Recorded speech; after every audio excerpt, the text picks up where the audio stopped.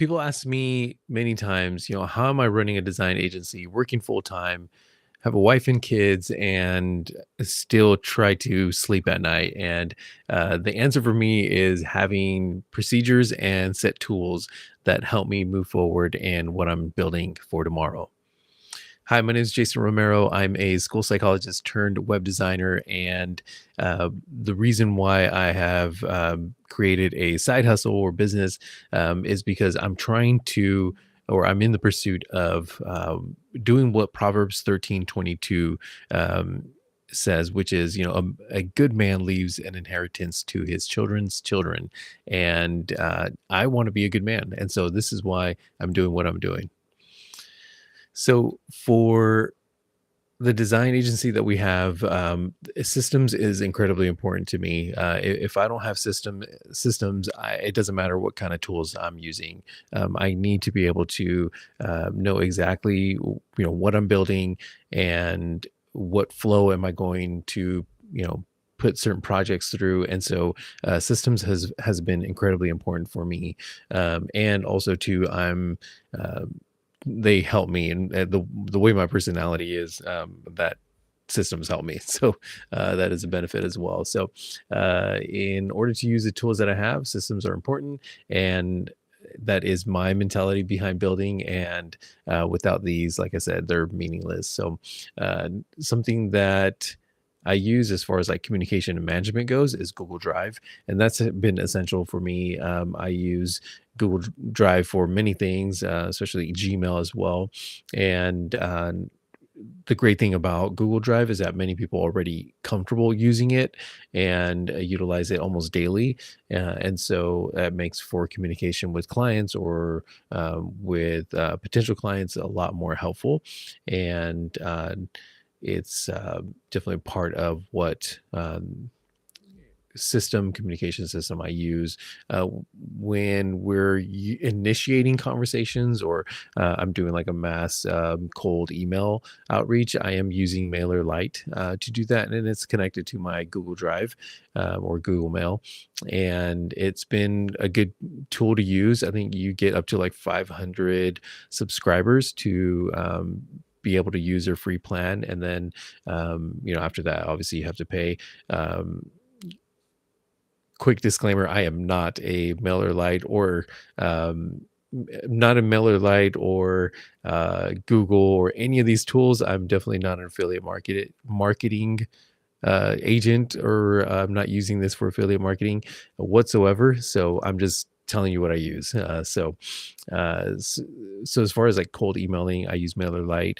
Again, it gives you about up to 500 people or businesses to subscribe to, and then send them emails, which is helpful. So, and it's worked great. It connects well to my Gmail, and I haven't had really any issues with it. So I'm going to, as of now, continue using it, and that's what we're using. So it's been helpful. Notion is definitely one, and I like creating a template for my flow and how I like to build things. Whether it's like a web design to development project, or if it's a branding project of any sort, whether it's a company branding or a product brand, I'm using Notion to be able to help me flow through the processes. And I like to check things off if I'm making a random to-do list. Uh, that is going to help me. So I really enjoy checking things off. Yes, I'm a little weird, and that's what I enjoy doing. So, but Notion in a digital format helps me to get organized, help me check things off, and then know that I've completed projects in its totality. So, one thing about Notion, you can get super intricate with Notion, and I've seen templates where they're just very detailed, very intricate, and I don't like that. I like to keep things incredibly simple, and so mine is very basic. So if you see mine, it's very boring, but it helps me to flow through what I need. And again, great if you're using it super intricately, but I don't. So it's just how I work. So I like to keep things simple. When communicating with clients, I have simply used Google's Gmail or Google Meets, and that's been very effective. A lot of people know Google Meets, and so they're using it in their 9 to 5. So I just have stuck with it, and it's been very helpful for me. So I'm not changing that anytime soon. If I need uh, a more larger platform, I may transition into using Zoom. But for now, Google Meets one on one or with a couple of people, that's sufficient for me. So, and because I have the I guess business account with Google, I have that for free, where it's part of the service. So very helpful there. And let's see here. As far as like design and delivery, what I'm using is my typical tool workflow is designing first and then developing it in the platform that is best for the client. So, depending on the project, I'm typically using Reloom to get to Figma to then customize in Figma and then build in Webflow. That's been my typical route when it comes to web design and development. And um, again, because there's a lot of platforms that are changing, AI's like obviously, being a huge impact in the web design and development space. I still keep this process as my foundation, but if I need to deviate, I'm able to, and it's been very helpful to be able to do so. And for example, if a client has a Shopify website and they're wanting a revamp, I'm not going to, um, encourage them to get on Webflow because Webflow is not really great with e-commerce sites. So I'm not going to recommend that. I'm going to recommend them to stay on their spot. Or, I almost said Spotify, on their current e-commerce um, platform, and then help them build the website there, because Shopify, in this example, Shopify is way better than Webflow in this aspect. So again, my goal is to make sure that the client is served and that they're able to serve their clients effectively. So my initial desire to stay on Webflow could deviate based on what the client needs. So that's a long way of saying find out what the client needs and how can you best serve the client when you're handing them off. So uh, yeah, so that's my typical flow when it comes to designing and developing. And when I'm doing a branding project, my flow is typically in Google Docs first. So I'm sitting down with the client and we're identifying the what the identity is going to be for the company or for the brand, or for the product. Sorry. So again, we're wanting to identify the identity first, and then we start all the fun building. So um, some people find uh, identifying the brand identity a little boring, but I do not. It's the foundation, so I'm not going to miss that for sure. So, but Google Docs helps me, and I keep things very simple because I just don't have time to.